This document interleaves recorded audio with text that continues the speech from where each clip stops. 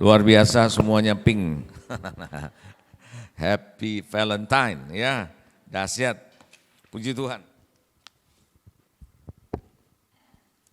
Oke, baik.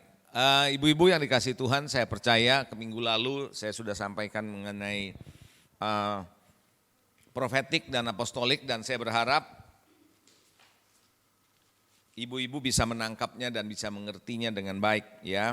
Dan hari ini saya akan bicara mengenai karunia dan karakter. Saudara, ibu-ibu yang dikasihi, pelajaran ini menjadi pelajaran yang sangat penting sebenarnya buat setiap gereja Tuhan, hamba Tuhan termasuk di dalamnya. Siapapun yang melayani Tuhan. Jujur ngomong, banyak anak-anak Tuhan, hamba-hamba Tuhan tertarik dengan karunia, walaupun itu tidak salah. Karena karunia itu bisa menimbulkan banyak sensasi dalam tanda kutip. Membuat orang menjadi wow begitu ya, baik profetik, karunianya, baik kesembuhan. Jujur kita lebih tertarik kepada karunia-karunia, betul ya. Sehingga kalau kita melihat hamba Tuhan dipakai dengan karunia, lalu kita berasumsi, wow ini hamba Tuhan dahsyat, dekat sekali sama Tuhan gitu ya saudara. Apa iya, apa enggak, atau gimana, nah ini kita perlu membahasnya dengan baik saudara. Alkitab berkata, sebelum saya lanjutkan saudara, dalam Kisah 1 ayat 8, kita nggak usah buka ayatnya, Alkitab berkata dengan jelas, minggu lalu juga kalau tidak salah saya sudah sampaikan, apabila Roh Kudus turun ke atas kamu, maka kamu akan menerima kuasa. Katakan kuasa. Jadi yang pertama kita menerima kuasa kalau Roh Kudus turun. Kuasa apa? Kuasa kesembuhan, mujizat, banyak hal. Kuasa atas kehidupan, kuasa kemenangan, kuasa atas maut dan sebagainya. Tuhan memberikan kita kuasa. Nah banyak orang Kristen, terutama karismatik, berhenti sampai di sini saudara. Bahwa ketika kita terima Roh Kudus kita punya kuasa. Lupa ada bagian yang kedua ayat itu. Ayat itu masih dilanjut. Kamu bukan hanya menerima kuasa dan dikatakan kamu akan menjadi saksi bagiku. Saksi bagiku di Yerusalem, Yudea, Samaria sampai ujung bumi. Nah kata saksi berbeda dengan kata bersaksi tentunya saudara. Bersaksi adalah kita ngomong, kita berbicara. Tapi saksi adalah orangnya. Nah yang Tuhan lagi bicara adalah orangnya. Karena seringkali kita bisa bersaksi tapi tidak jadi saksi. Mengerti gak ibu-ibu? Saya ulangi saudara. Kita bisa pinter bersaksinya tapi tidak jadi saksi. Nah ini yang jadi masalah saudara. Sehingga ketika kita bersaksi orang tertarik tapi begitu dia berinteraksi dengan kita. Mereka bilang kok ngomongnya begitu sama orangnya lain ya. Nah itu kan gitu. Pernah ngerti ya, pernah tahu ya ada hal-hal yang seperti itu terjadi. Di dalam pelayanan banyak yang seperti itu saudara. Di gereja-gereja saya melihat bukan hanya di 1-2 gereja, kebanyakan di banyak gereja sering terjadi seperti itu. Tanpa kita sadari.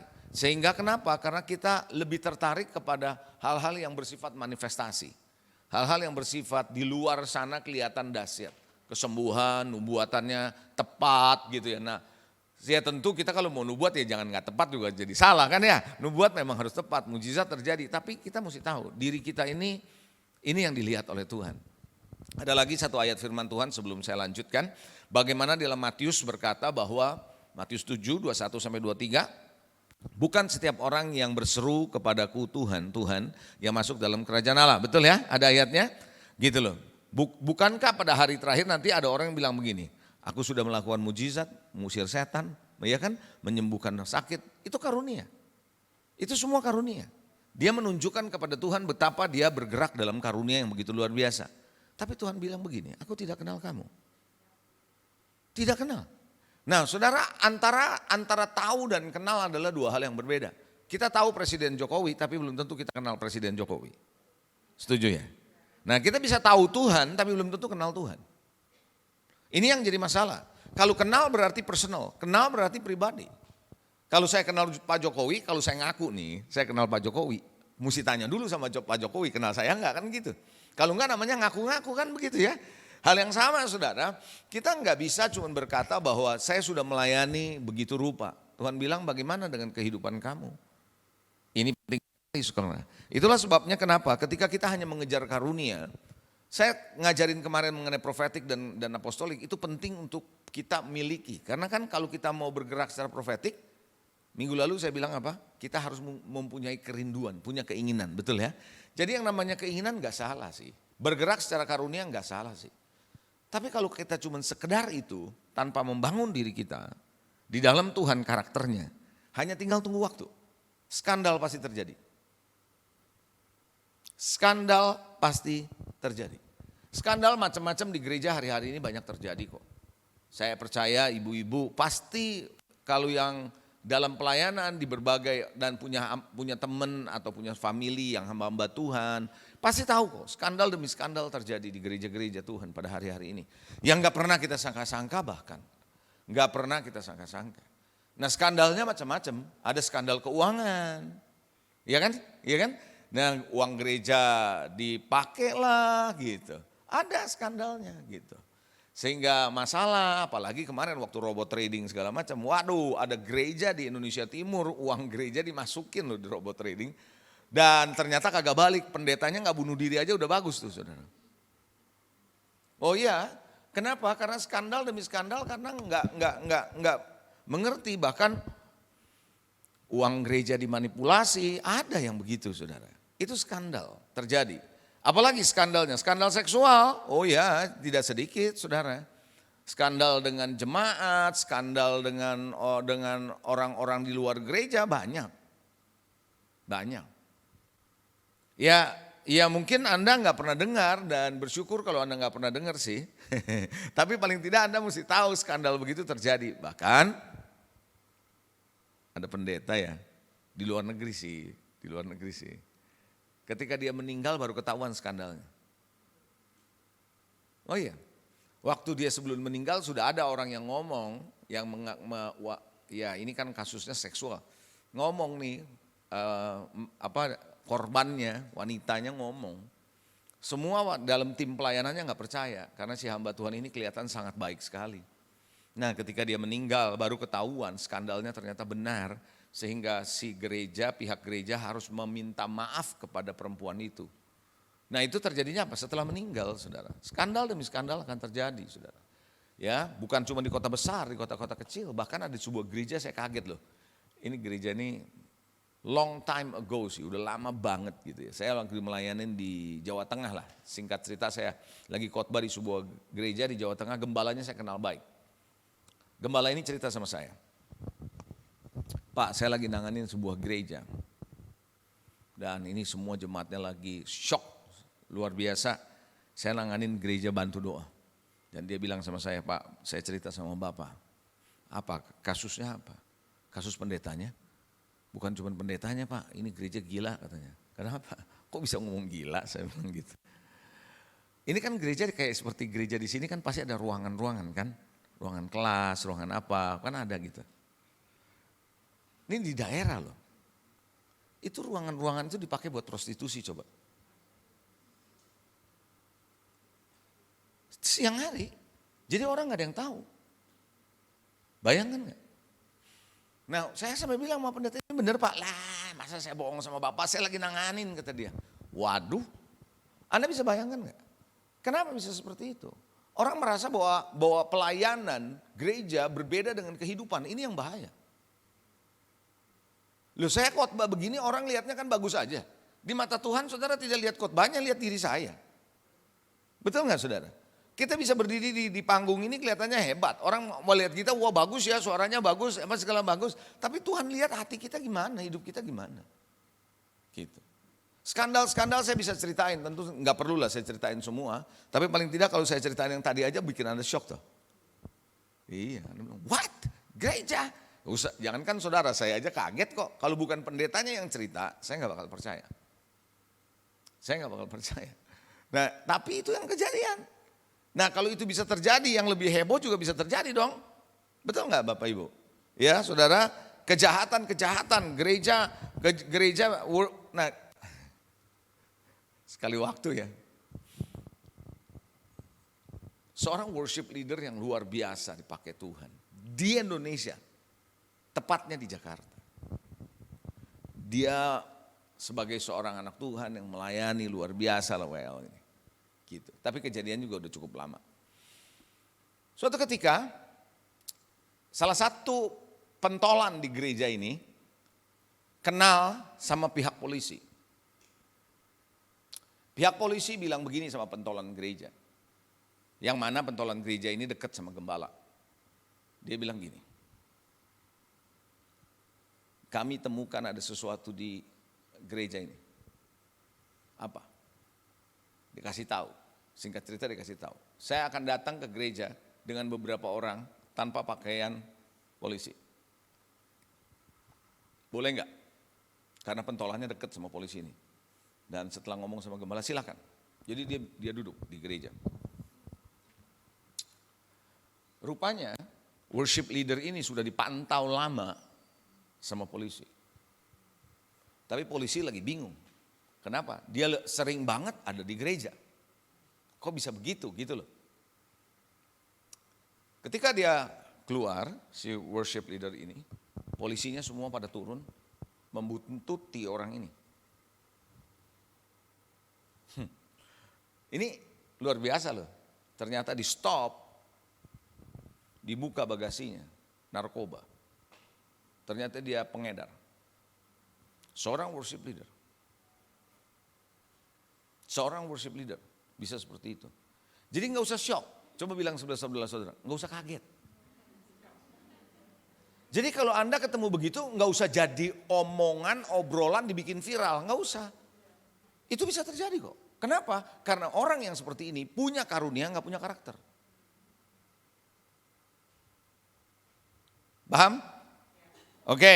Oleh karena itu, Tuhan ingatkan kepada kita, perlu belajar apa itu karunia, apa itu karakter. Dan hari ini secara singkat saya berikan kepada ibu-ibu, paling tidak Anda bisa nangkep itu dengan baik. Ya, pas juga kebetulan, bukan kebetulan sih, pas juga di STT tempat saya sekolah teologi saya lagi ngajar soal dengan karisma karakter. Itu adalah pelajaran wajib buat setiap mahasiswa yang ngambil di STT. Dan itu sesinya panjang kalau di situ. Sesinya panjang. Tentu kalau di sini saya hanya memberikan kepada saudara dengan sesi yang memang Anda perlu, bagian porsi Anda paling tidak. Begitu ya. Jadi makanya ada beberapa yang dari STT lain ketika ikut pelajaran saya kemarin, kemarin malam. Dia bilang, saya belum pernah nih Pak belajarin karisma karakter dari tempat saya yang sebelumnya. That's why. Salah satu keunikan dari STT kami adalah kamu harus belajar ini. Gitu ya. Oke, mari kita melihat apa itu karunia. Ada slide saya mungkin ada dibuat ya. Oke. Karunia dan karakter. Apa sih karunia?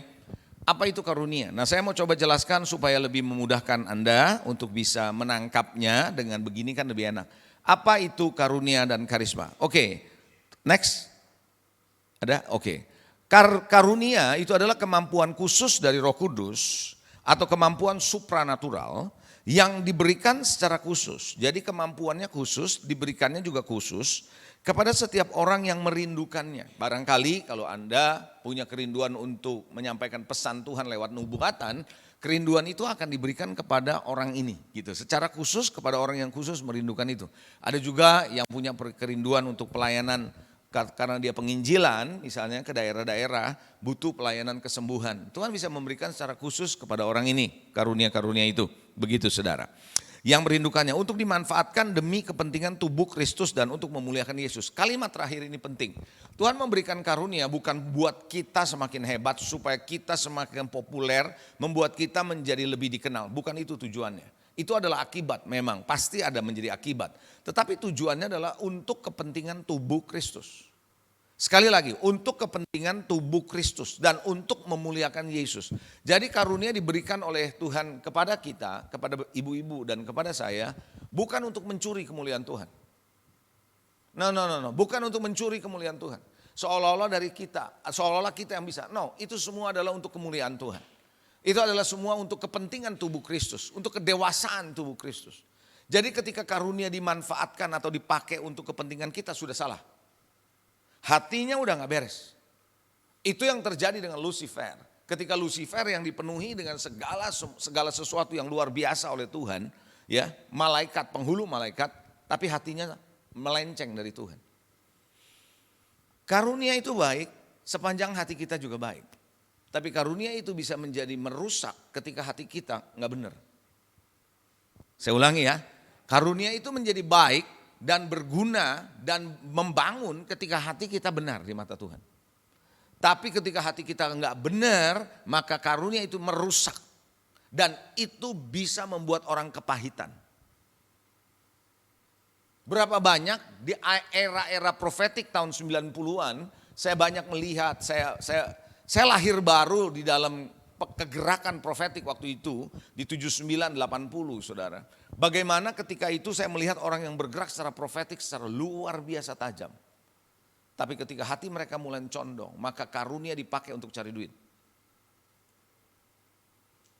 Ketika karunia dipakai untuk cari duit, karunia dipakai untuk mengangkat dirinya. Ini tinggal tunggu waktu. Dan ternyata betul ada begitu banyak orang kepahitan, kecewa. Dan setelah waktu berjalan, orang menutup diri tidak mau lagi profetik. Termasuk saya. Makanya saya akhirnya menulis sebuah buku karisma versus karakter. Hal ini penting sekali saudara, ya, atau karunia versus karakter. Saudaraku yang dikasihi, mari kita lihat 1 Korintus 12 ayat 11 tadi ada ayatnya. Tetapi semuanya itu dikerjakan oleh Roh yang satu dan yang sama, memberikan karunia kepada tiap-tiap orang secara khusus seperti yang dikehendakinya. Jadi apa yang Tuhan mau kasih saudara, misalnya Tuhan mau kasih saudara karunia kesembuhan. Ya Anda nggak bilang, saya nggak mau dong, nggak bisa gitu. Emang Tuhan mau kasih begitu mau apa? Secara khusus karena dia punya rencana buat saudara. Begitu. Ada orang yang dikasih karunia untuk mengajar misalnya. Begitu ya. Tuhan memberikan saudara karunia untuk apa? Untuk melakukan perkara-perkara ajaib, miracle bisa terjadi. Itu adalah secara khusus Tuhan yang memberikannya kepada saudara. Nah di dalam Roma 11 ayat 29 ayat ini saya rasa perlu Anda baca dan Anda perlu tahu baik-baik tentang karunia. Roma 11 ayat 29 bilang begini. Sebab Allah tidak menyesali kasih karunia dan panggilannya. Kalau Anda baca bahasa Indonesia kasih karunia. Bahasa Inggris dari kasih karunia itu sebenarnya grace. Tapi ternyata saya ketemukan bahasa Inggrisnya bukan grace loh.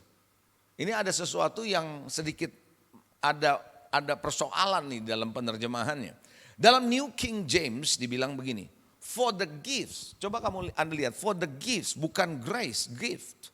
For the gift and the calling of God are irrevocable. Dalam bahasa Inggrisnya gitu. Dalam bahasa Indonesianya artinya tulisannya begini, penerjemahannya. Sebab karunia dan panggilan Tuhan tidak dapat dibatalkan. Coba bilang tidak dapat dibatalkan. Seperti sebuah perjanjian tidak bisa dibatalkan sepihak. Kira-kira gitu. Nah, bagi Allah karunia ketika diberikan kepada Anda, kepada saya, nggak bisa dibatalkan. Sekali dia kasih, selesai sudah. Ya, saudara hanya ada di cerita silat, ilmu yang diturunkan sama gurunya bisa diambil balik gitu saudara. Itu hanya ada di cerita silat saudara, atau di buku-buku silat. Tetapi kalau Tuhan, begitu dia berikan kepada saudara, menetap sama saudara. Nah ini perlu diketahui. Karena kita bisa tetap beroperasi dalam karunia-karunia, kita mesti watch out, kita mesti jaga-jaga. Paham nih? Sampai hari ini setan punya karunia masih ada loh. Setan masih ada hari ini karena sekali dia kasih Tuhan gak akan pernah ambil balik. Karena dia adalah Allah yang gak pernah kebakaran jenggot. Dia tahu apa yang dia harus lakukan. Karena dia lebih hebat dari segala-galanya. Amin saudara. Nah itulah sebabnya saudara, karunia Roh Kudus kalau begitu, kalau kita ngerti ayat ini tadi, bisa tetap beroperasi dalam kelemahan seorang dalam karakternya dong. Bisa nggak? Bisa, karena Tuhan bilang tidak bisa dibatalkan. Contoh, kalau Tuhan kasih saya karunia nubuatan misalnya, tapi karakter saya tidak bangun, tidak kembangkan, saya masih bisa tetap beroperasi dalam karunia-karunia saya dong. Sangat bisa.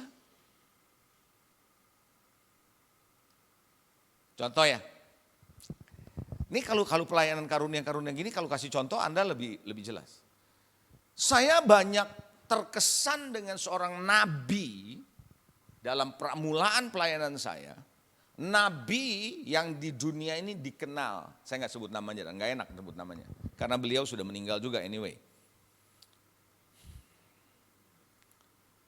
Dia bisa begini loh, dia bisa bilang sama sebuah sekolah Alkitab di Amerika yang tidak percaya karunia-karunia dan tidak percaya sama nabi. Kan ada tuh, itu alirannya biasanya disebutnya Injili gitu loh ya. Nggak percaya, karena karunia udah selesai katanya, nggak percaya. Dia telepon nih sama kepala sekolahnya kalau tidak salah. Dia bilang gini, saya nabi Tuhan disuruh Tuhan untuk ngomong di tempat kamu. Coba, ini yang ditelepon adalah sekolah teologi yang tidak percaya gitu-gituan. Kesempatan sama dia. Kesempatan apa? Lu buktikan kalau lu adalah nabi Tuhan. Kalau lu gak bisa buktikan, selesai kan? Betul gak saudara? Dia bilang gini, lu mau bukti? You jemput saya di Los Angeles, saya akan datang karena tempat ini di Los Angeles. Saya datang ke Los Angeles, kamu jemput saya, gempa Los Angeles. Wah, bagus dong dealnya. Oke, saya akan terima. Dijemput si nabi ini, naik mobil, gempa Los Angeles. Sehingga perpustakaan di sekolah Alkitab itu pada roboh. Di situ dia kaget. Setelah itu maka dia beri kesempatan untuk ngomong. Karena dia bilang, wah ini gak main-main. Dan apa yang terjadi? Lawatan Tuhan terjadi. Sejak itu beberapa guru-guru profesornya terima baptisan Roh Kudus.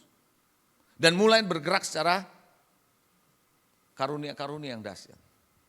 Lalu dia bilang, setelah semua udah mulai terbuka, dia bilang, kamu masih mau perlu bukti saya nabi enggak? Saya kasih tanda kamu lagi. Apa? Saya keluar dari Los Angeles gempa lebih besar daripada waktu saya datang. Dan waktu dia tinggalkan Los Angeles gempa. Saya ikutin dia. Saya bilang wow. Suatu ketika dia lagi ada di rumah seseorang, keluarga, lagi duduk di sofa, telepon di sana bunyi, pemilik rumah angkat telepon, ngobrol sama temennya di sebelah sana. Dia seorang nabi, nggak dengar kan omongannya. Dia bisa bilang begini, sama begitu tutup telepon, dia bilang gini, temenmu orang Korea bukan? Dari mana kamu tahu? Pokoknya gue tanya, itu temenmu orang Korea bukan? Iya. Sudah menikah belum punya anak bukan? Iya. Lu telepon balik, bilangin tahun depan dia punya anak. So dia telepon balik, tahun depan punya anak. Sekarang saya mau tanya, Anda akan kaget gak melihat nabi kayak begini? Wow, semua orang pasti nyari. Apalagi orang Indonesia, demen tuh ramalan-ramalan. Betul gak saudara? Untung ramalan cuaca kita kurang tepat gitu ya saudara. Anda paham gak sih maksud saya? Pasti dikejar-kejar tuh yang begitu. Wong saya ikutin dia terus. Saya ikutin terus. Di akhir hidupnya. Sebelum dia, ini udah tua, udah usia 70, baru terekspos. Ternyata dia homo. Terekspos baru ternyata dia homo dan suka mabuk. Nah jadi kalau kayak gini gimana? Lah karunia tetap bisa, itu makanya penipuan bagi kita nggak hati-hati itu bisa terjadi. Sementara kita asik dalam pelayanan karunia, tanpa sadar kita tidak dikenal Tuhan loh. Karena Tuhan kalau sudah memberikan, dia tidak akan membatalkan. Coba yang paham ibu-ibu lambaikan tangan di sini. Berarti karakter saudara sementara belum terdevelop dengan baik bisa terjadi. Contoh kita lihat Simpson. Hakim-Hakim pasal 16 ayat 1 sampai dengan ayat ketiga. Saya akan bacakan. Hakim-Hakim 16 ayat 1 sampai dengan ayat yang ketiga. Pada suatu kali ketika Simpson pergi ke Gaza. Hakim-Hakim 16 ya. Ibu-ibu boleh lihat di Alkitab saudara. Hakim-Hakim 16 ayat 1. Pada suatu kali ketika Simpson pergi ke Gaza, dilihatnya di sana seorang perempuan sundal lalu menghampiri dia. Perempuan sundal artinya pelacur. Iya enggak begitu ibu-ibu? Nah sekarang bukan pelacur yang ngundang, tapi Simpson yang datang. Paham ya? Nah kalau Simpson yang datang, berarti Simpson yang punya inisiatif mendekati perempuan ini. Betul? Pelacur ini, betul ya? Dan kita tahu kalau mendekati pelacur, pasti urusannya masalah seksual, betul ya? Lalu kita lanjutkan.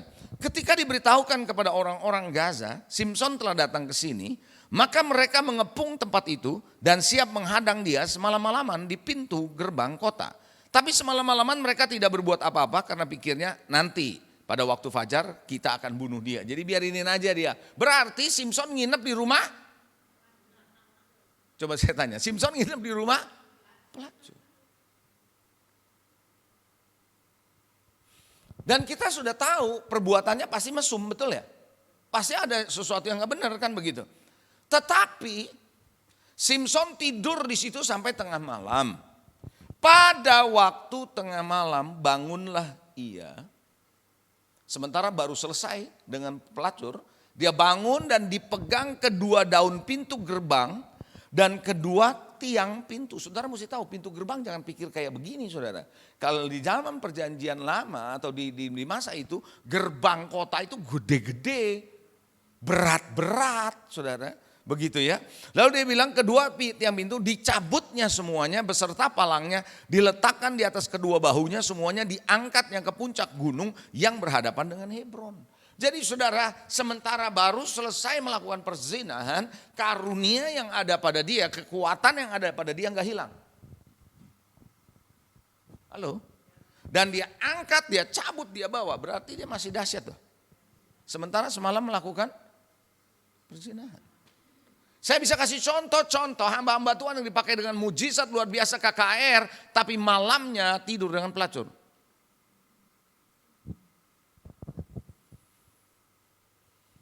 Tapi nggak perlulah. Tapi prinsipnya Anda tahu dari Simpson aja cukup dah. Betul ya? Paham ya saudara ya? Oke. Kita lihat 1 Korintus 5 ayat 1. Di Korintus adalah karunia-karunia yang begitu dahsyat melimpah-limpah. Sampai Rasul Paulus menulis pasal khusus bagaimana karunia dioperasikan. Dan 9 karunia Roh Kudus muncul ada detail di Korintus. Berarti Korintus itu karunianya meluap-luap. Dahsyat. Di dalam 1 Korintus 5 ayat yang pertama, Paulus bilang begini, di tengah-tengah jemaat yang dahsyat di karunianya. Memang orang mendengar bahwa ada percabulan di antara kamu. Dan percabulan yang begitu rupa seperti yang tidak terdapat sekalipun di bangsa yang tidak kenal Allah. Bayangin kamu ya, Korintus ya, di jemaat ya, ada percabulan yang di dunia sana aja gak ada loh yang gak kenal Tuhan. Yaitu apa? Bahwa ada orang hidup dengan istri ayahnya. Jadi ini anak tidur tinggal sama mamanya sendiri. Coba kalau orang Jawa bilang wedan tenan. Betul enggak saudara? Ya, di luar sana kagak ada kamu lakukan ini. Itu yang tadi saya bilang, kok bisa gereja berubah jadi prostitusi?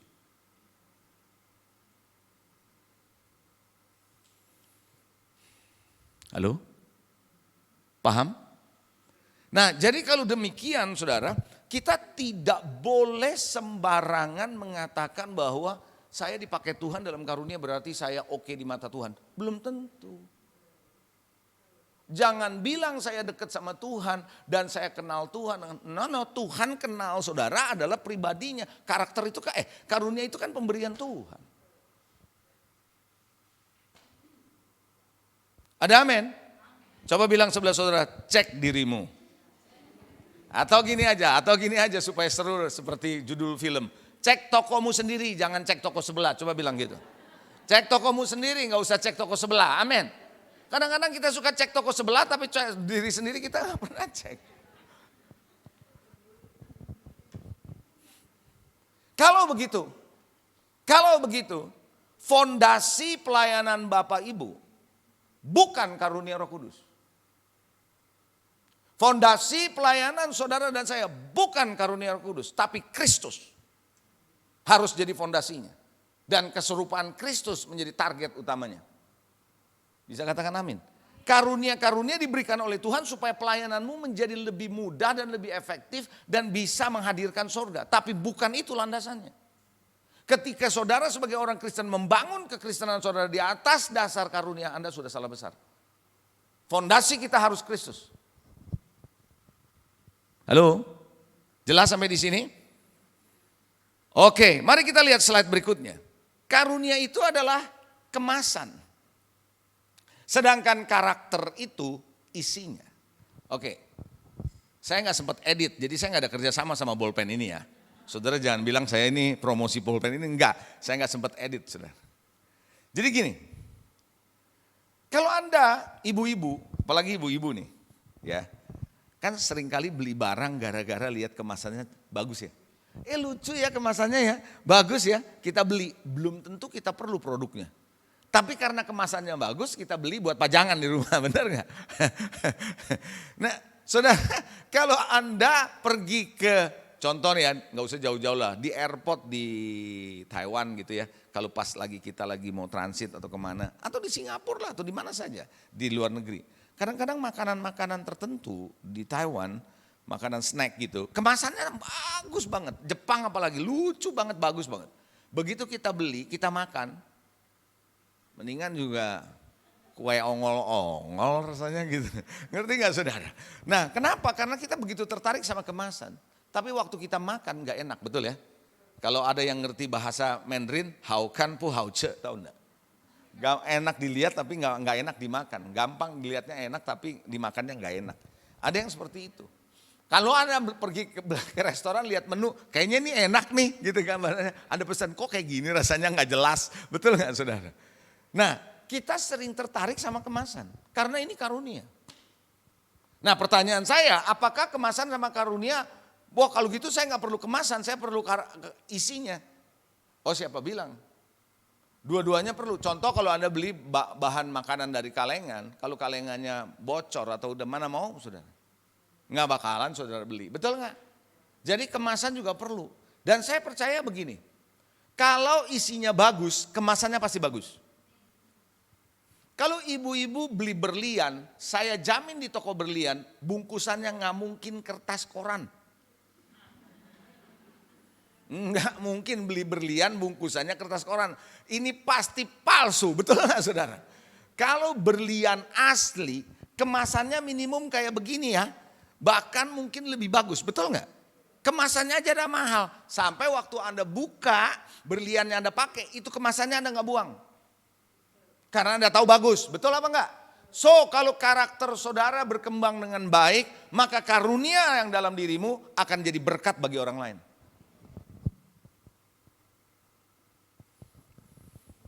Nah, sampai di sini paham? Coba yang paham lambaikan tangan. Oke, jadi kalau Anda sudah ngerti ini paling tidak, bukan berarti kita, aduh kalau gitu saya takut beroperasi dengan karunia. Enggak usah takut. Yang menjadi persoalan adalah apakah Anda mau mengembangkan karakter Anda. Mau enggak kita dibentuk? Kan minggu lalu saya bilang salah satu pelayanan apostolik adalah pembentukan Kristus dalam diri kita. Lah kita dia nasihatin aja udah ngoceh-ngoceh kita gimana? Halo? Betul enggak saudara? Ditegur aja udah enggak ke gereja. Ada lu orang kayak gitu. Maksud saya bukan di gereja ini, bukan di sini. Bukan, di mana? Di sana sini begitu.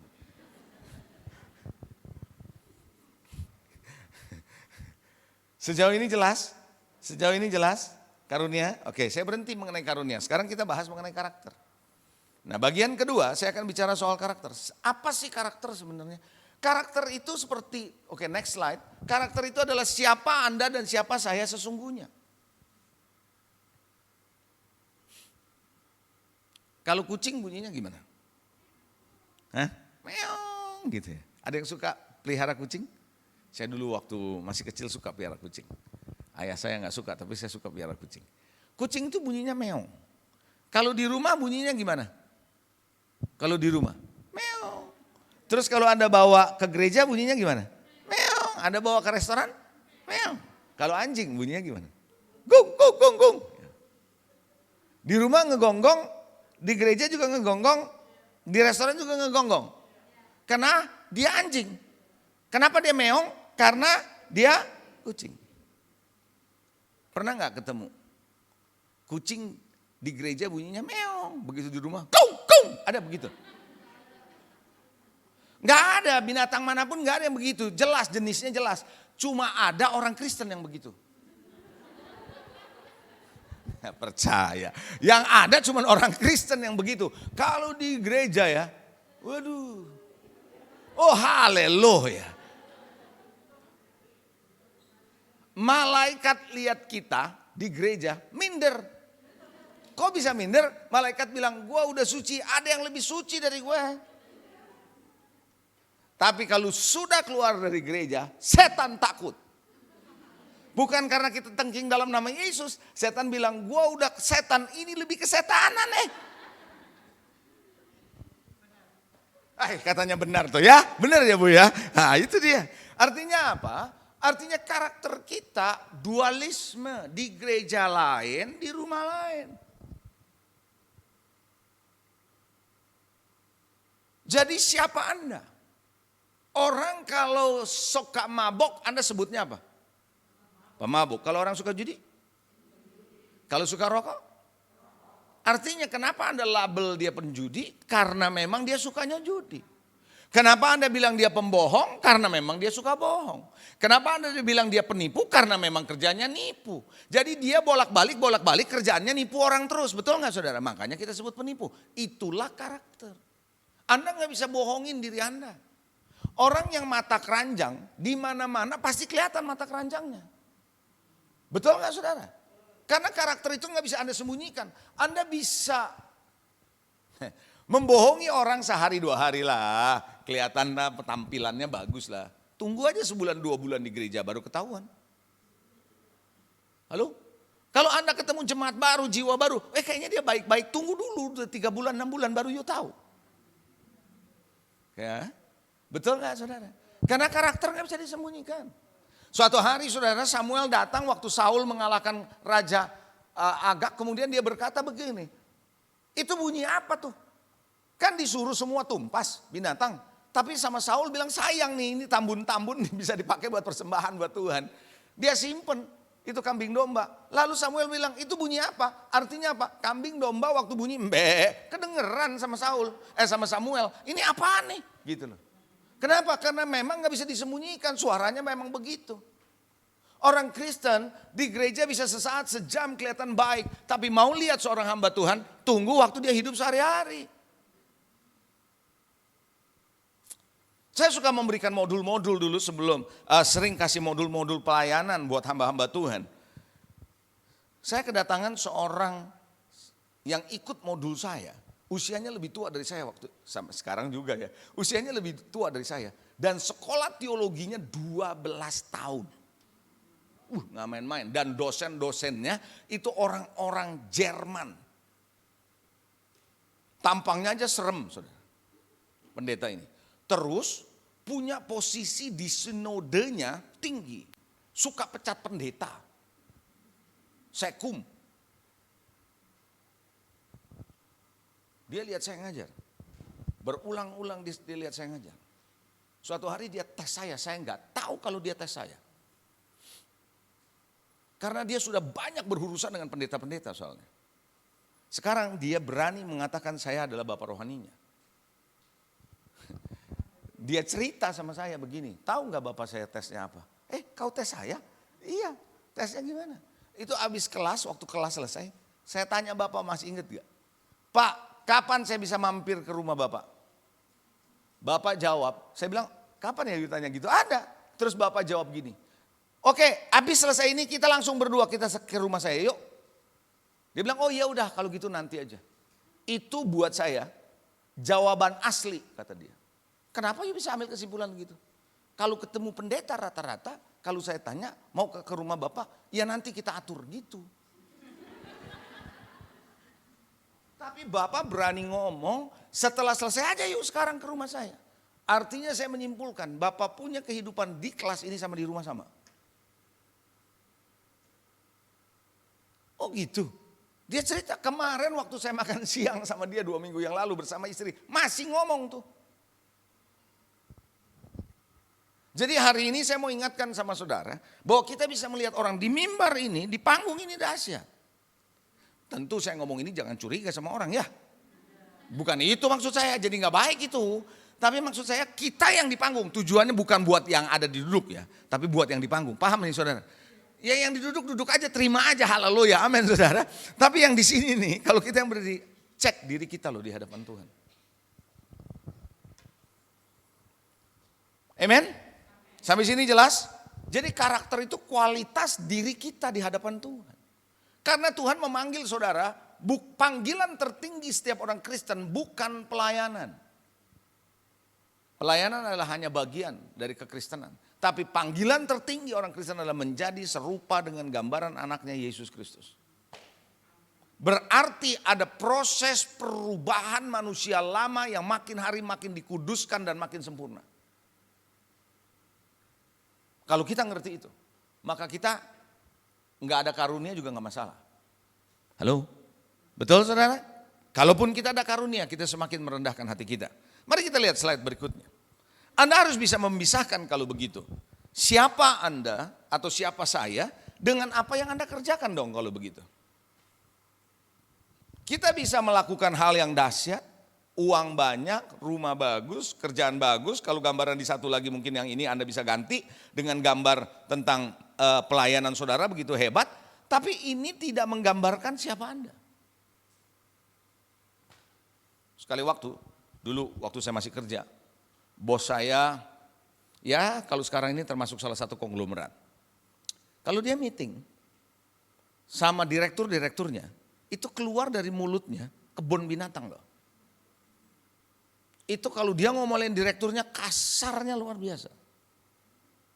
Kok bisa? Tapi dia bisa sukses. Kesuksesan saudara tidaklah menjadi gambaran bahwa kita hebat. Di mata Tuhan maksud saya. Di mata dunia mungkin kita bisa hebat. Saudara paham maksud saya? Jadi ukuran kita di hadapan Tuhan bisa beda jauh. Kita bisa memperlihatkan pelayanan yang dahsyat, yang besar dan hebat. Tapi di mata Tuhan, aku tidak kenal kamu. Siapa yang mengerti sejauh ini? Paham ya? Jadi kalau begitu next slide kita akan lihat. Kita harus bisa bedakan orangnya dengan prestasi, posisi, kekayaan, sikap, keterampilan, kecerdasan. Orang bisa lahir cerdas karena IQ-nya tinggi, betul? Setuju enggak? Berapa banyak anak-anak kecil yang cerdas-cerdas, lahir cerdas. Dia punya keterampilan, jago dari kecil memang dia punya keterampilan. Keterampilan musik sudah ada di dalam hidupnya. Dari kecil udah bisa nyanyi, umur 3 tahun udah bisa main piano, itu keterampilan yang luar biasa, betul enggak? Cerdas luar biasa. Persoalannya bagaimana dengan orangnya? Dia boleh punya posisi yang luar biasa, dia punya pinter, diangkat terus posisinya di perusahaan tinggi jabatannya, tapi bagaimana dengan orangnya? Dia punya pelayanan bisa terkenal, tapi bagaimana dengan orangnya? Dia punya yang namanya prestasi hebat, kekayaan hebat, tapi bagaimana dengan orangnya? Coba bilang sebelah saudara, bagaimana dengan kamu? Coba tanya gitu.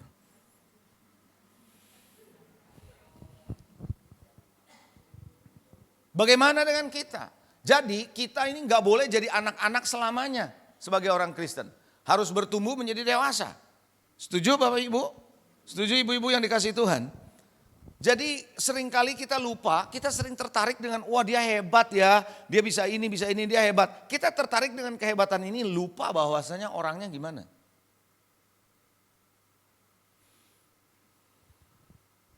Banyak orang tertipu di sini. Karena hanya melihat ini, tidak melihat ini. Dua-duanya penting, dua-duanya perlu. Betul? Anda boleh punya karakter tapi juga orang mau lihat prestasi dong, kan begitu. Orang gak bisa hanya melihat prestasi tapi dia mau lihat orangnya kayak apa dong, betul gak saudara? Jadi kalau demikian, kita mesti paham betul karakter itu perlu dibangun oleh saudara. Kenapa? Karena karunia itu pemberian. Tapi karakter adalah proses hidupmu sama Tuhan. Siapa yang paham sampai sejauh ini? Mari kita lihat slide berikutnya. Mungkin dengan slide ini Anda akan paham betul. Perhatikan baik-baik ya. Sekarang kita mulai masuk mengadukan karunia dan demikian dengan karakter. Ini manusia di tengah adalah saudara dan saya. Di atas adalah Tuhan. Kita lihat sisi sana dulu ya. Kita lihat sisi sana. Nah karunia saudara dan saya cuma terima dari Tuhan karena itu pemberian. Namanya juga karunia. Enggak ada usaha kita, enggak ada upaya kita cuma terima. Terima dengan apa? Dengan iman dan sesuai kehendak Roh Kudus. Paham? Sampai sini paham? Dan ini bisa terjadinya instan. Coba bilang instan. Bisa terjadi instan. Ketika Anda bertobat, Anda ketemu Tuhan seperti saya. Waktu saya mengalami Tuhan tahun 79, mengalami Tuhan pertobatan, saya hidup baru. Saat itu juga besoknya saya mulai bergerak secara profetik. Langsung saya bergerak secara profetik. Kok bisa? Karena itu kehendak Tuhan dan saya terima dengan iman, instan. Tapi persoalannya sayanya belum bertumbuh karena baru jiwa baru bertobat. Paham gak nih? Itu sebabnya ya, saya boleh ngomong terus terang ya di sini ya. Saya suka dapati gereja bertindak terlalu cepat. Seorang yang baru bertobat dari agama lain, karena terkenal di agama lain, lalu disuruh bersaksi di gereja, kelewat cepat saudara. Itu jadi masalah. Anda nggak pernah tahu hidupnya kayak apa kan. Nah itu dia udah bersaksi di jemaat udah begitu hebat, tahu-tahu 2 bulan kemudian nggak taunya bikin skandal orang ini. Nah Anda yang sudah dengar kesaksiannya Anda kaget sendiri kan begitu. Jadi jangan tergesa-gesa lah. Tungguin orang ini bertumbuh, kita bisa lihat benar nggak dia dalam Tuhan. Halo? Nah ini yang sama saudara, kita terima instan. Lalu kita langsung bisa melayani nggak kalau udah begini? Di sebelah sini begitu kita terima instan, bisa dong. Bisa nggak pelayanan kita memberkati orang? Pasti bisa, karena itu Roh Kudus yang bekerja, setuju saudara? Tapi beda ketika saudara mengembangkan karakter di sisi sini. Ini nggak instan saudara, ini adalah sebuah proses. Dan karakter dibangun karena ada pertobatan dan ada proses pembentukan. Siapa yang bentuk? Pemimpin saudara. Ngerti saudara? Kalau di sisi ini kita terima dari Tuhan, maka di sini kita persembahkan karakter kita kepada Tuhan. Beda loh. Siapa yang jelas? Ayo. Ngerti enggak? Saudara, karunia cuma kita terima dengan iman, Roh Kudus memberikan, ya dapat sama kita, selesai. Kita melayani karunia itu. Tapi ntar dulu soal orangnya. Nah orangnya ini harus hidup dalam pertobatan, harus dibentuk, harus mau diajarin. Banyak orang setelah bergerak secara karunia hebat jadi sombong. Susah dikasih tahu. Saya pernah terbitkan dari penerbit saya, judul bukunya Nabi versus Gembala. Itu si gembala digambarin sampai keringetan ditunjuk sama nabinya, begitu saudara. Saudara, banyak orang di gereja, maaf ya saya ngomong ya, karena jemaatnya atau pekerjaannya merasa profetik, dia merasa dia lebih tahu Tuhan daripada gembalanya. Itu penyakit itu di gereja. Saya ulangi saudara, saya perlu ulangi karena ini banyak kejadian di gereja-gereja. Karena mereka merasa dia dipakai Tuhan dalam profetik, dengar suara Tuhan, sering dapat penglihatan dan gembalanya enggak. Jadi dia pikir dia lebih dekat dari Tuhan kepada Tuhan daripada gembalanya. Lalu gembalanya yang dioceh-ocehin sama dia. Saya berharap di sini tidak terjadi ya. Anda harus belajar submit, menundukkan diri kepada gembalamu. Paham enggak? Kenapa? Karena ada proses pembentukan saudara. Anak saya boleh pintar, anak saya boleh hebat, lebih hebat dari saya. Tetap dia harus lihat saya sebagai ayahnya. Ya atau tidak?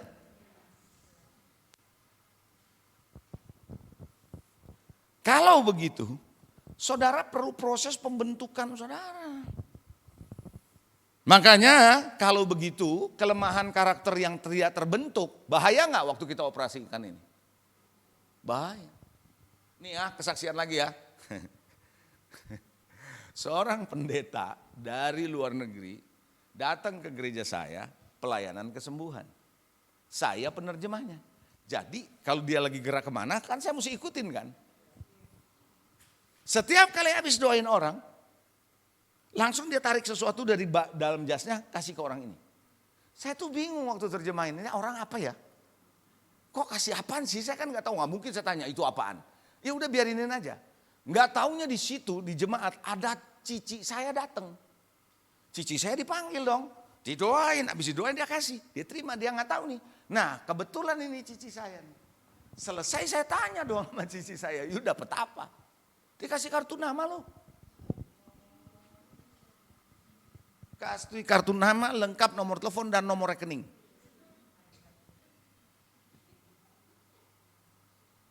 Lihat gak maksud saya? Kalau Anda bergerak dalam karunia tapi karakternya ngaco, kamu bisa pakai itu untuk duit. Anda bisa pakai karunia itu untuk untuk membuat Anda lebih tinggi dari orang lain. Hati-hati saudara. Makin saya mengerti ini, makin kita bergerak karunia-karunia harus menjadi lebih mengandalkan pengembangan dan pengenalan kita akan Tuhan. Katakan amin. Ayo kita lihat Yeremia 13:23. Ntar baru kita masuk kesimpulan ya. Haleluya. Jelas? Apa yang saya jelasin jelas? Clear ya? Yeremia 13:23. Yeremia 13:23. Bukan 12, 13:23. Yeremia 13:23. Oke, saya baca.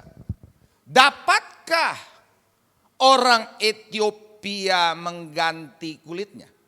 Orang Ethiopia warna kulitnya apa ibu-ibu? Bisa ganti kulit gak? Orang Ethiopia mandi susu 1 ton susunya, dia keluar, dia tetap hitam, kolam susunya bisa berubah coklat. Betul? Anda paham maksud saya? Oke, saya ulang. Dapatkah orang Ethiopia mengganti kulitnya? Atau macan tutul mengubah belangnya? Nggak bisa, kalau sudah belang tetap orang kalau matanya udah ada keranjang pasti mata keranjang. Betul ya? Masakan kamu dapat berbuat baik, orang yang membiasakan diri berbuat jahat. Kalau karaktermu udah gitu, ya mana mungkin sih?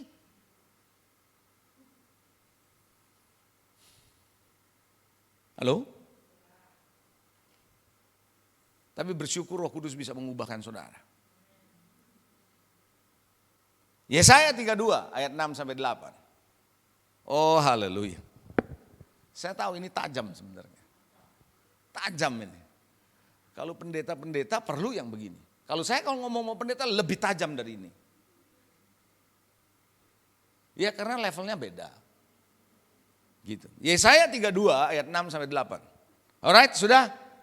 Perhatikan baik-baik. Sebab orang bebal, kalau dasarnya kalau udah bebel orang ini, pasti kemana-mana ngatakan kebebalannya. Betul atau tidak? Saya berhenti sebentar. Kira-kira ibu-ibu bisa tahu nggak orang berpendidikan atau tidak, dia sekolah atau tidak, tanpa lihat ijazahnya, bisa tahu nggak? Taunya dari mana? Waktu ngobrol, kelihatan, betul. Lah ini orang nggak makan bangku sekolah, betul. Kita kan ngomongnya gitu, emang bangku sekolah dimakan, saya juga nggak ngerti saudara. Ya kan? Ini nggak makan bangku sekolah, ya udahlah memang dia begitu. Betul, dari mana? Karena nggak ada isinya. Orang bebal nggak ada isinya, pasti ketahuan kebebalannya. Betul? Dia ngomong pasti dari kebebalannya. Perhatikan baik-baik. Dan hatinya merancang yang jahat, yaitu bermaksud murtad, mengatakan menyesatkan tentang Tuhan. Membiarkan kosong perut orang lapar dan orang haus kekurangan minuman. Kalau penipu, siapa sesungguhnya dia adalah karakternya. Kalau dia adalah penipu, akal-akalnya baik gitu. Jahat ayat ini bilang. Kalau nipu akal-akalnya jahat. Ia merancang perbuatan keji untuk mencelakakan orang sengsara dengan perkataan dusta, sekalipun orang miskin itu membela haknya. Jadi kalau orangnya memang sudah nipu, dimanapun pasti nipu. Mau datang di gereja, waktu ada doa kek, mau lagi ada acara apa kek, memang asalnya nipu, pasti suka nih.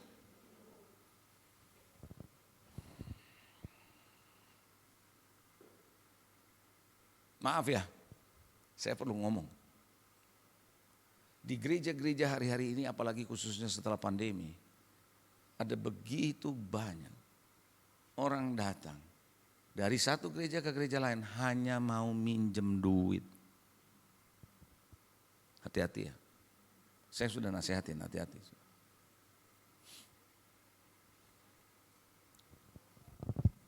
Ayat 8.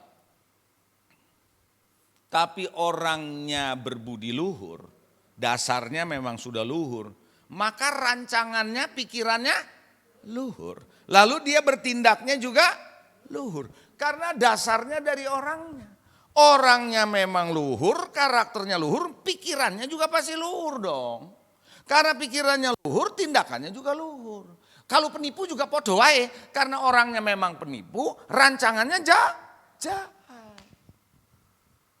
Anda nggak mungkin punya pikiran yang baik kalau karakter kita nggak beres.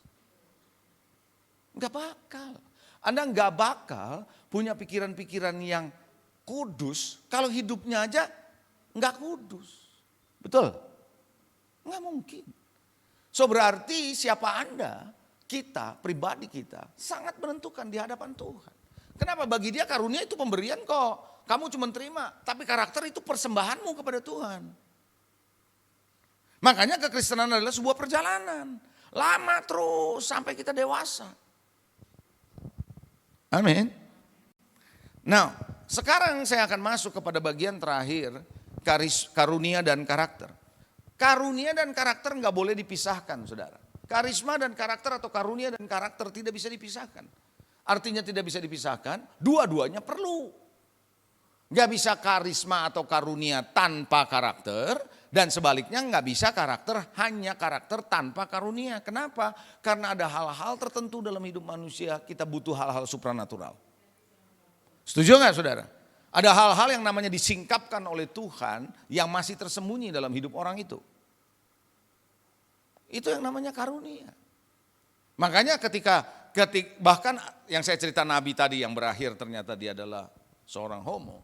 Saudara, ketika dia lagi ada makan di sebuah restoran, waktu di serve sama seorang waitersnya, ya pelayan yang tanya mau makan apa segala macam, tiba-tiba si Nabi bilang begini, ada apa kamu dengan masalah keluargamu? Cuman gitu ngomong. Saya melihat kamu ada persoalan di keluarga, nangis orang itu langsung langsung didoain terjadi KKR di restoran. Nah itu yang namanya karunia. Karunia itu bisa bermanfaat bagi orang yang memang waktu itu membutuhkan pertolongan. So sejauh ini jelas? Clear ya? Nah saya akan masuk kepada kesimpulan kalau begitu. Dengan cepat saya akan masuk sebelum nanti kita akan berdoa. Oke. Kesimpulannya ini saling melengkapi, saling mendukung, dan kita akan lihat kesimpulan yang pertama, karisma. Nggak ada di slide saya, tapi Anda bisa catat saja kesimpulannya dari karisma dan karakter. Ready? Siap? Oke. Karisma bukan tujuan akhir dari kekristenan saudara. Atau karunia bukan tujuan akhir dari kekristenan saudara dan saya. Bukan tujuan akhir. Nanti Anda akan lihat tujuan akhirnya apa. Saya jelasin dulu tentang karunia. Karunia bukan tujuan akhir. Sejauh ini jelas? Karunia bukan sesuatu yang perlu dikhawatirkan. Maksudnya apa? Gak usah khawatir kalau karunia itu beroperasi di sebuah gereja. Sepanjang kita sebagai orang-orang yang melayani dan bergerak secara karunia-karunia punya pemimpin yang bisa menasehati. Dan orang-orang ini mau dinasehati, mau diajar. Hari-hari ini saya sedang mengupgrade anak-anak muda di gereja saya untuk bergerak secara profetik. Makanya di antara mereka bahkan ada yang berpuasa 40 hari dan mereka mendapatkan sesuatu yang luar biasa. Dan saya bawa mereka, arahin mereka. Prinsipnya adalah yang saya pantau adalah karakternya. Karena apa? Karena generasi muda hari-hari ini adalah generasi muda yang sangat membutuhkan dimensi profetik dan apostolik. Kalau enggak hanya menjadi generasi muda yang bisa melayani tapi tidak bisa mengerti dan membawa hadirat Tuhan. Ini penting. Beberapa anak-anak muda saya sudah mulai dilatih ke arah sana. Bahkan mereka bukan cuma berdoa mendapatkan pesan profetik, bahkan melukis secara profetik. Jadi kita perlu ajarkan mereka jangan dikhawatirkan, kasih seluas-luasnya mereka melayani dengan karunia itu. Ingat ibu-ibu kemarin minggu lalu saya kasih saudara kesempatan, semua sebenarnya bisa asal ada yang melatih gitu ya, ada yang mengarahkan. Yang ketiga, karunia bukan tolok ukur seberapa dewasa kekristenan kita. Anda jangan mengukur orang, dia punya karunia hebat ya, kesembuhannya dahsyat ya, karunia-karunianya tajam ya. Tidak berarti dia dewasa. Tidak berarti itu. Ukurannya bukan di karunia. Kedewasaan adalah ukurannya bagaimana dia bisa menghandle dirinya dengan baik dalam Tuhan. Paham? Sejauh ini jelas? Jangan pakai karunia menjadi tolok ukur buat saudara, tidak. Nah itu sebabnya kenapa dari kaum yang gak percaya, yang injili mereka bilang gak perlu kalau begitu. Bukan itu, kita tetap perlu kok. Alright, berikutnya. Karunia sangat dibutuhkan oleh gereja Tuhan. Sangat dibutuhkan. Saya kasih tahu saudara, sangat-sangat dibutuhkan. Karena kita bisa mengerti, ingat kemarin saya bilang profetik adalah rencana isi hati Tuhan dan pikiran Tuhan di saat tertentu untuk orang tertentu. Untuk kepentingan sorga. Masih ingat itu? Jadi dengan karunia-karunia Tuhan, orang sakit bisa disembuhkan, bisa. Ada, sangat dibutuhkan. Ambil contoh. Suatu hari ketika saya lagi pimpin perjamuan kudus di gereja. Tiba-tiba Tuhan bawa saya. Kamu jangan pimpin perjamuan kudus dulu, doain jemaat. Saya pikir waktunya perjamuan kudus kenapa jadi doain jemaat. Lalu akhirnya saudara saya bawa aja, saya ikutin. Ngajak nyembah. Tiba-tiba Tuhan ingetin saya. Ada orang punya masalah dengan tulang belakangnya. Ada orang masalah dengan kakinya. Masalah dengan tulang. Lalu Tuhan bilang, Tuhan mau sembuhkan hari ini. Lah, saya doa. Saya cuma bilang siapa yang sakit di tulang belakangnya dan pinggangnya dan kakinya silakan angkat tanganmu dan hari ini berdoa. Dan berdoa, saya enggak tahu bagaimana. Setelah itu ada yang nonton online, jemaat saya yang enggak datang, dia simpan online, dia langsung angkat tangan di rumahnya. Sembuh total udah puluhan tahun. Dia sakit pinggangnya. Terjadi kesembuhan. Artinya apa? Karunia dibutuhkan enggak? Sangat dibutuhkan. Suatu ketika juga waktu saya lagi khotbah, tiba-tiba Tuhan arahin saya untuk berdoa untuk orang yang sinus. Ketika saya berdoa yang sinus hari ini disembuhkan Tuhan in the name of Jesus. Begitu aja. Tahu-tahu sekretaris saya, dia lari ke WC, keluar sinusnya semua. Dan saya nggak tahu kalau dia ada sinus. Saudara, kenapa butuh karunia? Karunia karena jemaat butuh kenal bahwa ada Tuhan di sini. Amin. Cuma waktu pengelolaannya jangan lupa karakternya gitu. Coba bilang saudara-saudara, jangan lupa karakternya. Kadang-kadang ketinggalan karakternya. Karunia itu harus dikasih kesempatan untuk dikembangkan, untuk ditumbuhkan. Jangan sesekali, tapi terus didevelop, dikembangin sampai betul-betul matang karunia itu. Dan karunia kalau mau dioperasikan harus dioperasikan atau dijalankan dalam terang firman Tuhan. Selalu landasannya firman Tuhan. Firman Tuhan gak bakal salah. Halo, jelas? Firman Tuhan gak bakal salah. Jadi standarnya itu.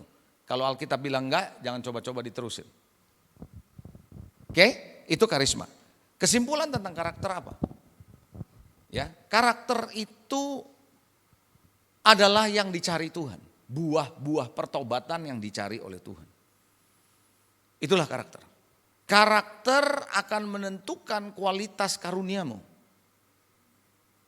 Karaktermu semakin baik, karaktermu semakin terus diselaraskan, terus dibawa oleh Tuhan menuju kepada kedewasaan penuh sama Tuhan. Anda akan lihat karuniamu juga akan beroperasi dengan baik. Karakter saudara adalah tujuan akhir. Kalau tadi karunia bukan tujuan akhir, maka karakter adalah tujuan akhirnya. Kenapa? Karena itu yang kita akan dibawa sampai ke kekekalan. Karakter akan menentukan kelanggengan pelayanan saudara. Apakah pelayananmu akan langgeng atau enggak? Karakter saudara. Ada banyak pelayanan jatuh di tengah-tengah. Sekalipun dia adalah seorang hamba Tuhan, dia sudah dipakai Tuhan. Oleh karena karakternya bermasalah. Dan yang terakhir, karakter akan menentukan tingkat kedewasaan kerohanian. Makin Anda punya karakter di dalam Tuhan dibentuk, Anda makin mature, makin dewasa. Makin bisa melihat hidup ini. Apapun yang Tuhan lagi kerjakan dalam hidupmu sebagai proses hidupmu. Anda akan terima dengan sukacita dalam pembentukan engkau menjadi serupa Kristus. So saya percaya hari ini pelajaran karunia dan karakter membuat saudara paham bukan cuma karunia. Minggu lalu kita bicara soal karunia, bicara soal profetik, bicara soal apostolik pelayanan.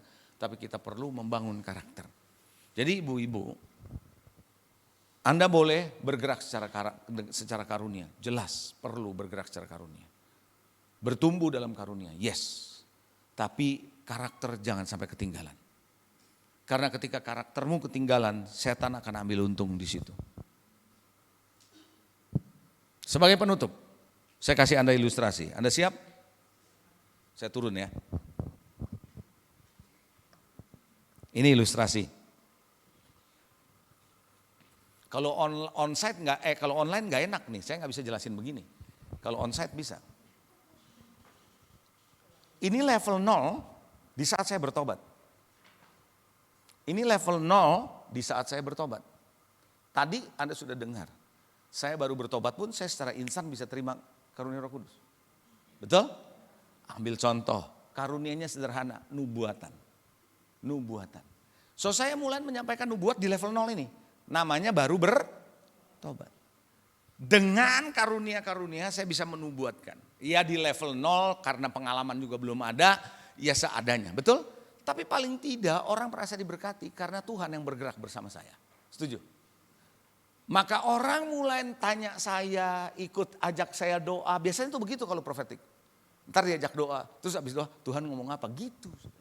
Saya punya pengalaman lah orang-orang kayak gitu. Pasti gitu Tuhan ngomong apa. Ya kan? Terus karena itu saya makin apa? Termotivasi dong untuk menggunakan karunia-karunia saya. Makin saya sering pakai, makin tajam loh. Makin tahu loh, betul nggak? Maka level karunia saya naik ke sini. Tahu? Tapi karakter saya masih di sono. Saya nggak kembangin. Tapi karakter karunia saya di sini, paham? Maka sekarang level saya waktu mengoperasikan karunia nubuatan saya lebih tajam dari yang di bawah nggak? Iya dong. Sekarang saya udah lebih naik di levelnya. Makin seru nggak buat sayanya? Makin seru, orang makin banyak datang sama saya. Betul? Maka karunia saya naik lagi ke level ini. Makin tajam, makin banyak orang nyari saya, betul? Saya bisa jadi kayak dukun kan gitu. Ditanya, tahun ini gimana Pak? Ini gimana Pak? Betul nggak saudara? Tapi karakter saya masih ketinggalan di sono. Karena saya main dengan karunia. Paham? Maka karunia saya naik ke level puncaknya di sini. Top. Wow, kalau udah di sini saudara, di Uber tuh, mau di Instagram kayak mau di mana di Uber terus. Jemaat berbondong-bondong pasti, betul nggak? Tapi setan biarkan Anda kalau masih cuma di level ini. Kenapa? Karena pengaruhmu belum terlalu besar. Belum terlalu besar. Setan biarin aja. Karaktermu masih di sini terus. Setan tunggu Anda sampai di sini nih. Karena Anda nggak kembangin karakter, gapnya, celahnya antara karakter dan karunia makin tinggi nggak? Hah? Semakin tinggi nggak? Semakin besar nggak? Setan tunggu Anda di level ini. Kenapa? Karena pengaruhmu udah makin besar. Langsung dia tembak jenderalnya. Boom! Kita jatuh, semua yang lain kaget semua. Dan yang ngikut saya atau ngikut orang ini pelayanan seperti ini. Bisa pahit, kecewa, tinggalin Tuhan.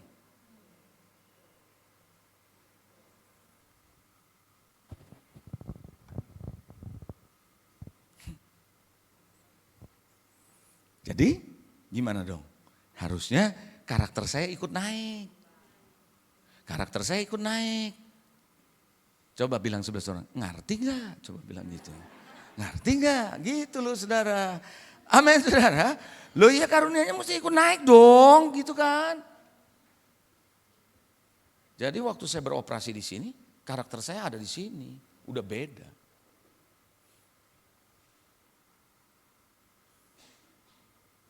Saudara, kita nggak usah ngomong karunia-karunia deh. Khotbah aja kalau hatinya nggak beres si pengkhotbah, bisa nge-swing saudara, bawa saudara. Oke, saya nggak masuk lebih jam lah. Kalau itu nanti terlalu jauh saya ngomong. Tapi paling tidak Anda mesti paham karunia, karakter harus berimbang jalan seiringan. Kalau Anda mau mengembangkan karakter, harus berani dan mengatakan rendah hati, ditegur, dibina, dibentuk, diarahin. Kalau ini aja susah, udah ada bahaya deh. Ya jujur ini aja baru kejadian di kelas internasional ini. Kemarin saya baru dengar. Baru kejadian. Saya bilang waduh ini bikin rame nih. Ya kayak gitu saudara. Hal-hal yang seperti itu. Yang nggak ngerti akan bingung, tapi kalau buat saya ya memang harus begitu. Di akhir zaman akan ada penyisihan kambing dan domba kan. Saudara, penyisihan kambing dan domba, Tuhan tidak bedakan gerejanya yang mana, tapi kambing dan domba. Kambing dan domba itu bicara DNA loh, itu bicara karakter. Karakternya kambing sama domba tidak sama. Jadi pemisahan nanti di akhir zaman, dasarnya Tuhan karakter, kedewasaan. Karunia-karunia akan ditinggal kok. Karena hanya beroperasi waktu kita masih hidup dalam pelayanan. Tapi waktu kita ketemu Tuhan itu ditinggal. Buat Tuhan gak perlu yang begitu. Emang kita masih perlu dengar suara Tuhan kalau udah ketemu Tuhan yang benar aja. Ya udah langsung kok. Emang kita perlu mujizat, udah ketemu dia mau ngapain saudara. Betul apa enggak? Itu akan ditinggal kok. Sejauh ini jelas ya ibu-ibu? Tuhan Yesus memberkati. Haleluya. Saya berharap Anda diberkati. Ayo mari kita bangkit berdiri. Haleluya. Saya berdoa buat saudara dan kiranya Tuhan membawa saudara terus ada di dalam kemurahannya senantiasa. Mari kita berdoa datang kepada Dia. Arahkan hatimu. Syaralabata kamara shikiria baralama sakaralabata karalama. Yakuruma shikiria marala sakaralabaya shikiria maralabata karalabaya sakaralama. Tuhan, hari ini aku datang kepadamu Tuhan. Bersyukur, terima kasih. Bahwa Engkau memberikan penjelasan kepada umatmu, para ibu di sini. Bagaimana kami bukan cuma sekedar tertarik dengan karunia-karunia. Tapi kami tertarik dengan karakter kami sendiri. Bagaimana kami dibangun, bagaimana kami dibentuk, bagaimana kami didewasakan. Tuhan, aku berdoa hari ini untuk para ibu-ibu yang ada. Berapa banyak di antara ibu-ibu hari ini ketika Engkau dengar ini mulai paham, mulai ngerti. Dan Anda tahu ada hal-hal yang perlu diperbaiki dalam hidupmu. Dan saya tahu saudara, ketika saya berdoa juga buat Anda, mungkin tidak akan segera terjadi perubahan kalau bicara karakter. Tapi Anda sendiri harus ambil komitmen sama Tuhan. Bahwa Anda mau mengalami pembaharuan dari hari ke hari. Kesadaran pertama yang dari diri Anda itu penting. Bagaimana Anda merasa, Tuhan, aku perlu mengalami pembentukan Tuhan. Aku mau dibentuk. Bukan cuma sekedar retorika atau sebuah semangat aja waktu ibadah seperti begini.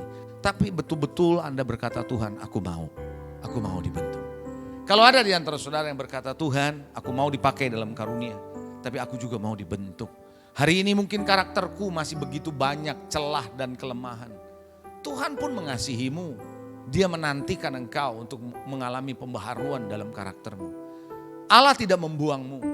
Allah mengasihimu. Dan kalau Anda berkata, ini aku Tuhan. Aku mungkin masih suka melakukan hal-hal yang tidak engkau sukai. Kebiasaan-kebiasaan yang salah. Perkataan, pikiran, perbuatan, reaksi dan macam-macam. Kalau ada orangnya hari ini, saya mau berdoa buat saudara. Anda boleh angkat tangan kananmu kalau Anda berkata, Tuhan, ini aku. Saya mau berdoa buat saudara. Dari tempat ini, di mana Anda berdiri. Aku percaya Roh Kudus yang sama akan menjamah saudara dimanapun Anda berdiri. Engkau berkata, Tuhan, ini aku. Aku kepengen Tuhan untuk menjadi seorang yang betul-betul dipakai oleh-Mu Tuhan. Saya merasa bahwa ada di antara saudara yang hari ini hadir. Tuhan mau pakaimu. Tapi engkau merasa kayaknya aku tidak layak Tuhan. Layak atau tidaknya Anda tidak ditentukan oleh engkau sendiri. Tapi kalau Tuhan memilihmu, satu hal yang Tuhan mau adalah engkau serahkan dirimu. Engkau sudah belajar ini dan mau dibentuk oleh Tuhan. Engkau akan mulai melihat pelayananmu menjadi pelayanan yang berbeda nanti. Ada di antara saudara bahkan Tuhan mau panggil engkau menjadi seorang pendoa. Seorang pendoa yang berdoa tidak biasa. Tapi berdoa engkau dengar Tuhan bicara apa.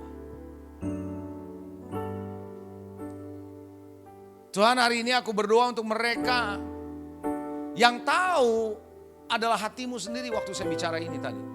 Hatimu bergetar. Karena engkau tahu, yes it is me, ini saya Tuhan. Tuhan, aku berdoa di antara mereka yang merasa tidak layak tapi Tuhan mau pakai mereka. I pray, aku berdoa hari ini. Lawat mereka Tuhan. Supaya mereka menyadari. Karena bukan pendidikan, bukan karena kemampuan, bukan karena prestasi. Tuhan pilih aku karena memang sepenuhnya adalah kedaulatan-Mu memilih aku.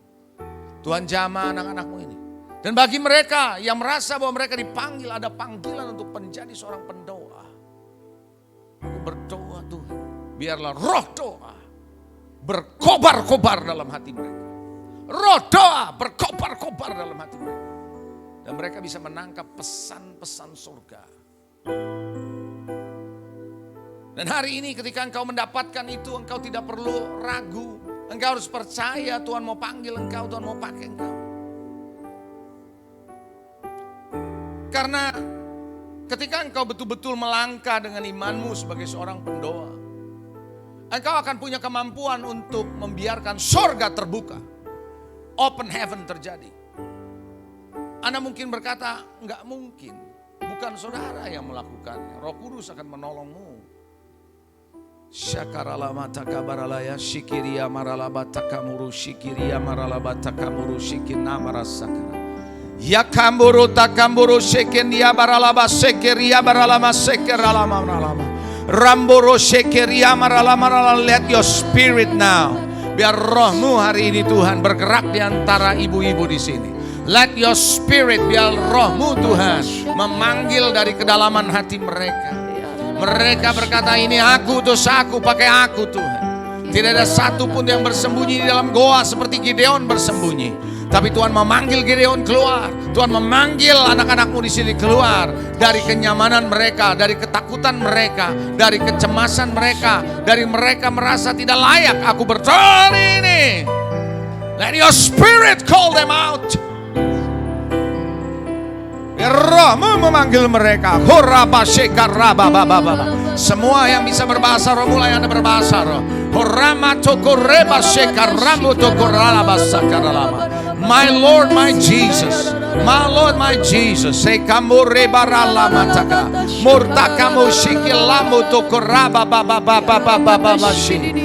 Lord, my Lord, my Jesus, my Jesus.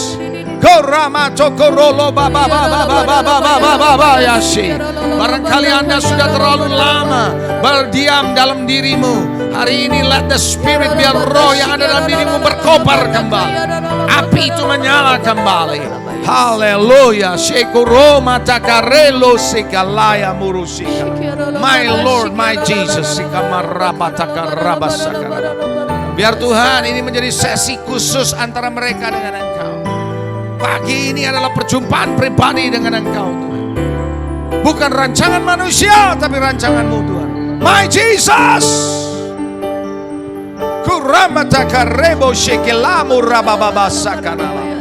Touch everybody. Touch everybody. Jamah setiap orang. Spirit of God. Spirit of God. Oh hallelujah, hallelujah. My Jesus, my Jesus, my Jesus. Oh hallelujah, hallelujah, hallelujah. Jesus, Jesus, Jesus, Jesus, Jesus, Jesus. Kuserahkan jemaatmu dalam tangan-Mu. Kuserahkan mereka ke dalam tangan.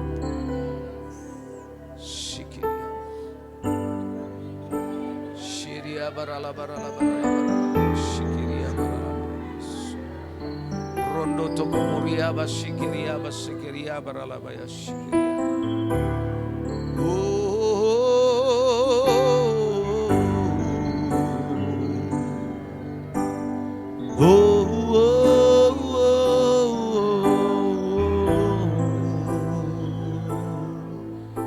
My Jesus. Hallelujah, hallelujah. Sekarang Bu Silvana,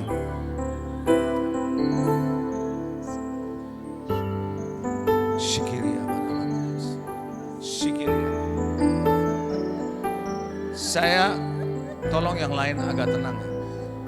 Saya melihat ibu seperti seorang sedang menampi beras, sedang memisahkan beras dan gabah. Tuhan akan memberikan kamu kemampuan untuk bisa mengerti mana yang beras, mana yang gabah. Kau tahu isi hati orang. Tuhan akan memberikan engkau kemampuan untuk bisa membedakan. Mungkin engkau tidak begitu menonjol, tapi Tuhan akan memberikan engkau kemampuan untuk bisa memilih mana yang beras, mana yang hanya gabah. Karena Tuhan tidak mau seperti dilihat oleh Daniel, menai tekail ufarsin.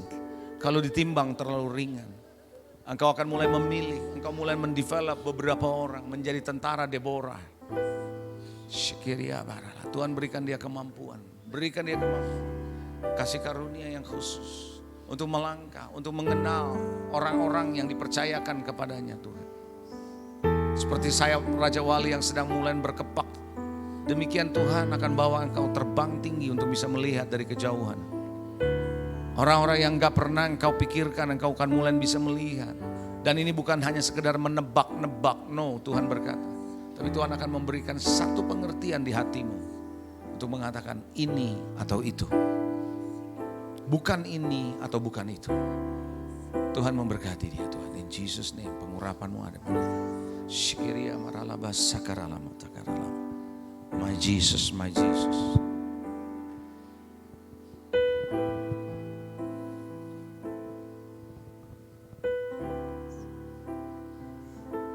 Tidak ada yang lain dalam hidup ini kecuali Engkau. Kami butuh Engkau lebih daripada yang lain. Tuhan, biarlah Tuhan gereja ini menjadi gereja yang punya karunia sekaligus punya karakter. Memberkati Tuhan pemimpin di sini, Bapak Gembala, Pak Hengkiso dengan istri. Demikian dengan anak-anaknya dan juga untuk tim pelayanan yang ada. Jadikan gereja ini menjadi alat di tangan-Mu di akhir zaman. I thank you Lord Jesus, ku berterima kasih untuk ini. Hamba-Mu boleh selesai, tapi Engkau belum selesai dengan kami.